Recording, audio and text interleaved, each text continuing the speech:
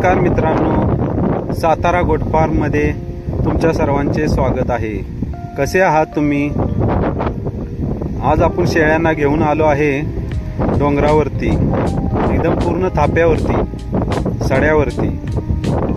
शेळ्या पण आज खुश आहेत, मच्छर ना चिलोट ना काही, नुसता चारा खाणे। खूप आनंदात खात आहेत चारा, खूप मजेत आहेत। हे पहा, आमच्या गावचा लुक वरून दाखवतोय आज। हे धरण आमच्या गावचं कुसवडे धरण, कुसवडे डॅम फुल झालेला आहे, एकदम ओव्हरफ्लो झालेला आहे। पाणी असं वाहायला लागलेलं आहे। हे पहा, ओव्हरफ्लो झालेला आहे एका महिन्यातच।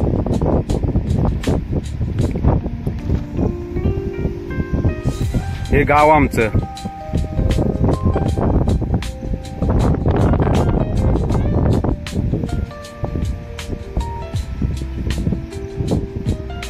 नेहमी आपण डोंगराच्या पायथ्याने शेळ्या चारत होतो।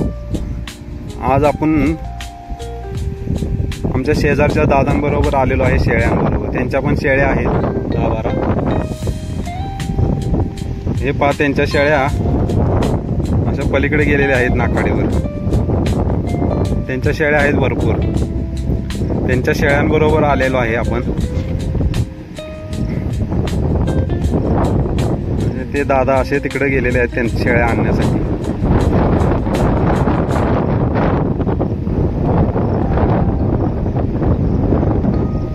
खूप हवा आहे इकडे, त्यामुळे मच्छर काय इथे थांबायला मागत नाही। आणि शेळ्या पण खूप आनंदात चरत आहेत, काही त्रास देत नाहीत आज।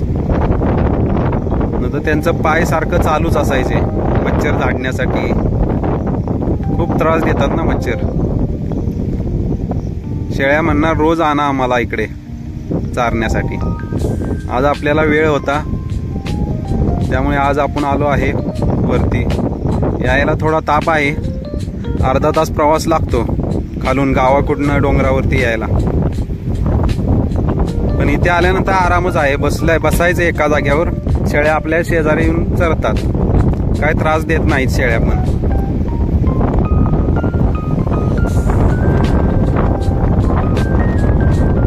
कसं वाटलं आमचं वातावरण इकडचं निसर्गरम्य?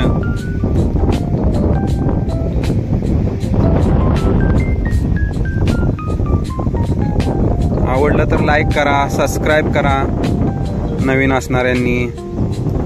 असेच आपले नवनवीन व्हिडिओ पाहण्यासाठी सातारा गोट फार्मला लाईक आणि सबस्क्राईब करून घ्या। आपण इथे आता 2 तास का होईना तरी आपण इथेच थांबणार आहे, 2-3 तास। शेळ्या आपल्या चांगल्या जोगवल्या की आपण शेळ्यांना घेऊन जाणार मग खाली। मस्त चरत आहे, छान। तुमच्याकडे आहे का असं वातावरण? कमेंट मध्ये सांगा। आपल्या जवळ पण येत नाहीत शेळ्या आता।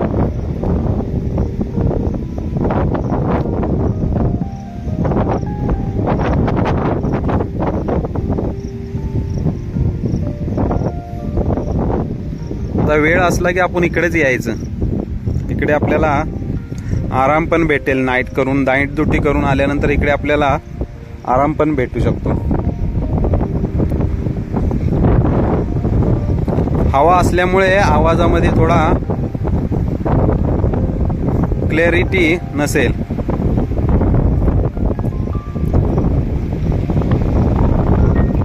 धन्यवाद शेवटपर्यंत व्हिडिओ पाहिल्याबद्दल। लाईक करा, कमेंट करा, नवीन असणाऱ्यांनी सबस्क्राईब करा।